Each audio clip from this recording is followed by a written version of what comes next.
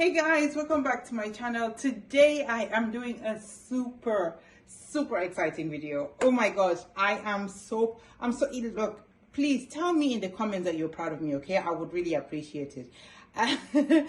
We have built a console table. Yes, built. I know a lot of people have done it in the past, but I always buy things that are already done and then I'll kind of fix it up to look like what I want. But this, we bought wood from scratch and we built it to the end. I am super proud. Can you tell how proud I am of us? We did such a great job. I am going to be sharing it with you guys now so you can see how it is. It's super simple to do. You just need to have the right tools.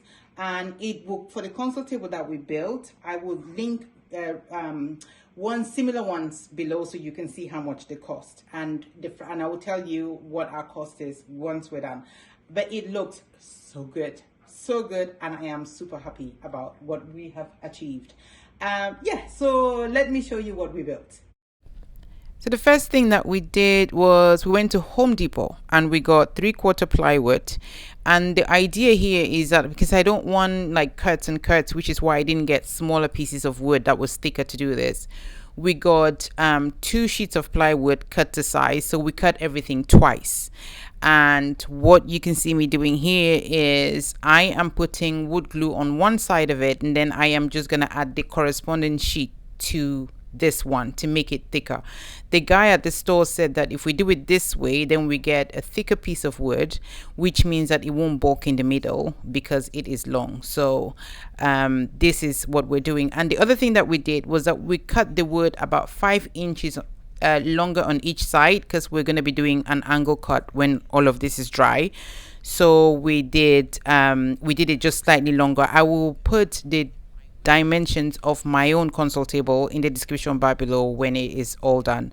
As you can see from the beginning, I was using a roller, and then I realized that I was wasting way too much glue by using a roller, so I switched to a brush, which was much better. My advice will be cover this as much as you can with the glue. Make sure every little bit is covered with glue before you add the other piece of wood on top of it, because you want to make sure that this is all glued down and tight.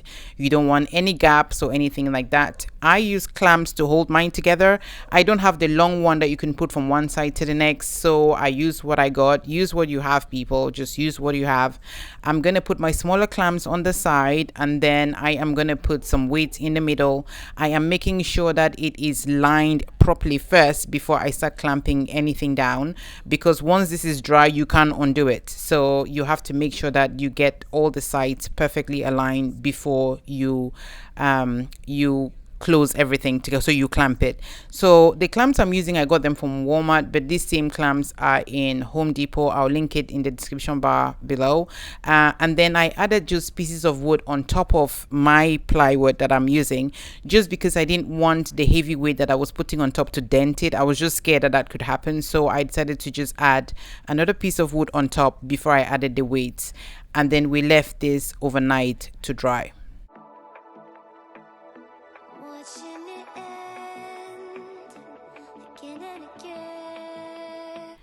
This is the next day. Everything is nice and dry now, so we are doing the angle cut. And which I don't have I don't have a miter saw that this can go through. I don't have a miter saw at all, so we're just using the saw that we have. I'll link this one in the description bar for you, but you need to have a straight hand to do it this way, which is what we did to cut it all the way. So we did an angle cut on all 2 sides of the long one and on the top bits of the short one. I hope I'm really making sense. This is not going to be hard, I promise you. So once the cut is done, so you can see the sides that we did a cut on, I'm using the same wood glue again with my brush, and this is just to make sure that everything is extra sturdy. So we're going to use a wood glue on both sides, and then I'm using a brad nailer to join the top and the legs together, so like that. See, Not hard, right? It's not hard. I promise you, it's not hard. The most difficult thing of all of this is getting these angles right. If you can get these angles right, I swear to you, all the rest of it is super easy.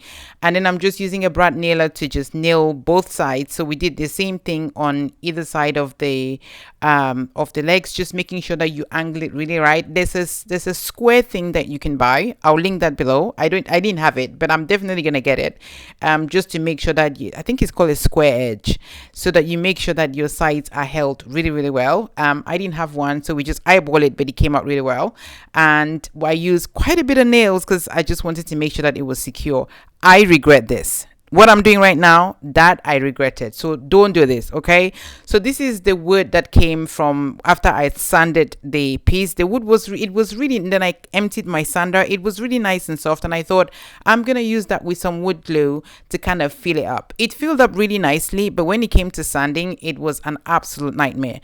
So I won't recommend this. Just use normal wood filler. This don't do this. I will not advise this at all. Do you see?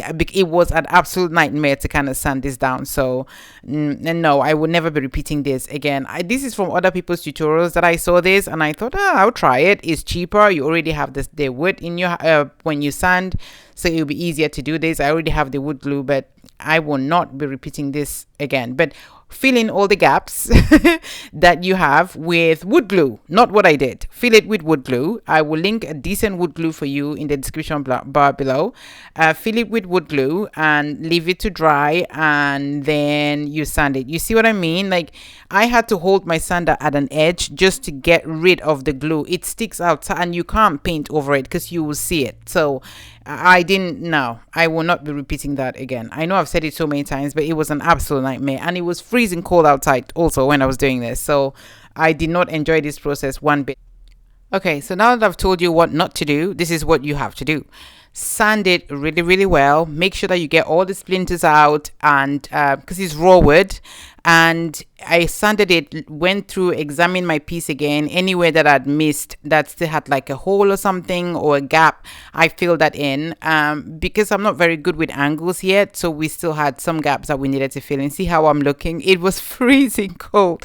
Yeah, and I bought this edge banding, which now I regret that I didn't use. So another thing that you're learning from me, this edge banding, I should have used it. I didn't, because I just thought I'm gonna paint it. I just thought if I was staining it, yes, I'll put it on, but because I was painting it, I didn't need it. Well, I did. In the end, I had to use a wood filler because I'd already painted over this piece to cover the edges of it, because I could see it even after I painted it. Stupid decision, but yeah, it was my mistake.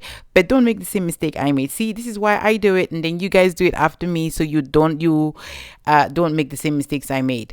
So to prime, I mix a little bit of my paint. I'm just going black. I can't remember the color, but I'll find it and I'll link it below. So I just mix a little bit of my paint with the Zinser Primer, and I am going through the piece, and I'm going to leave it to dry overnight because it is freezing cold. So I left it overnight to dry. But I find this way is super easy because Zinser Primer, because if you don't have it tinted in the store, when you bring it home and you paint it white and then you're going black over it, I find it quite irritating sometimes. So I prefer to just stain, to kind of mix it so it is slightly dark. And then when I use this, I find it easier to go over it with my own paint.